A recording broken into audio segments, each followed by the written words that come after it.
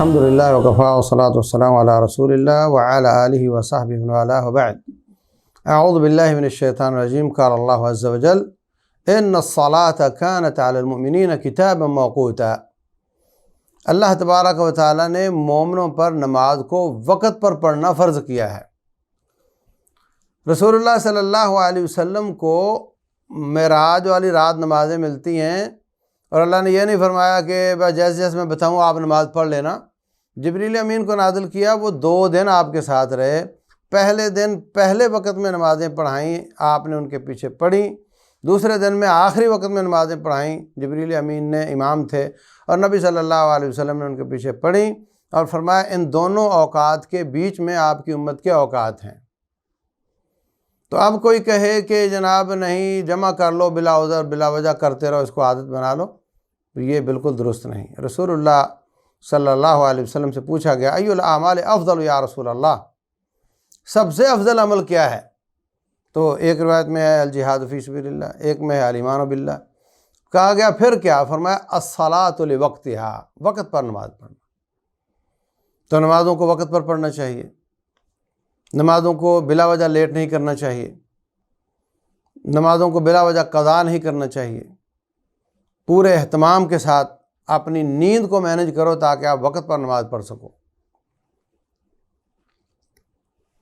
دوسری بات یہ کہ مسلم شریف میں روایت آتی ہے اور کتابوں میں بھی، جمع بین الصلاتین من غیر مطر ولا سفر۔ رسول اللہ صلی اللہ علیہ وسلم نے بغیر سفر اور بغیر بارش کے نمازوں کو جمع کیا۔ عبداللہ بن عباس رضی اللہ عنہ ہیں غالباً، ان سے پوچھا گیا کہ آپ نے ایسا کیوں فرمایا؟ فرمایا اراد الا یحرج امتہ، آپ نے چاہا کہ امت کو تنگی میں نہ ڈالیں۔ تو ساری زندگی وقت پر نماز پڑھی،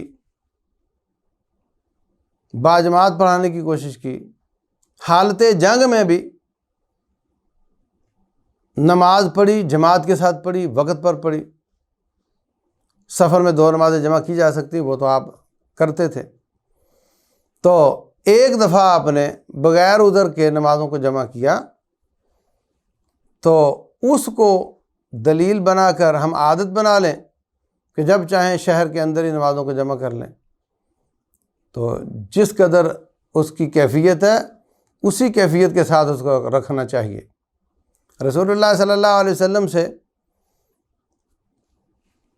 سجدوں کے بیچ میں رفع الیدین بھی ثابت ہے، مگر وہ سارے صحابہ بیان نہیں کر رہے، ایک بیان کر رہا ہے۔ تو محدثین فرماتے ہیں کہ پھر آپ نے زندگی میں بھی 1 آدھ بار کیا ہوگا تو اس نے دیکھ لیا، تو اب اس کو آپ روٹین بنا لو جی، چونکہ ایک بار ثابت ہے تو روٹین بنا لیں، تو یہ درست نہ ہوا۔ اسی طرح جو کام ہمیشہ کیا اسی کو روٹین بنانا چاہیے، اسی پر پہرا دینا چاہیے، اور جو کبھی زندگی میں شاذ و نادر کیا ہے اس کو بھی ہمیں شاذ و نادر ہی کر لینا چاہیے۔ کبھی سفر پہ نکلنا ہے تو جمع کر کے نکل گئے، یا کبھی کوئی جلسہ میٹنگ ہے، پتہ ہے کہ اس میں اٹھا نہیں جا سکے گا، نماز لیٹ ہو جائے گی، تو ایسی کیفیت میں ورنہ اس کو روٹین نہ بنایا جائے، اللہ تعالیٰ کی حدوں کو پامال نہ کیا جائے، اللہ کے حدود کے ساتھ کھیلا نہ جائے، نمازوں کو ان کے صحیح اوقات میں پڑھا جائے۔ واللہ اعلم، وصلی اللہ وسلم وبارک علی نبینا محمد۔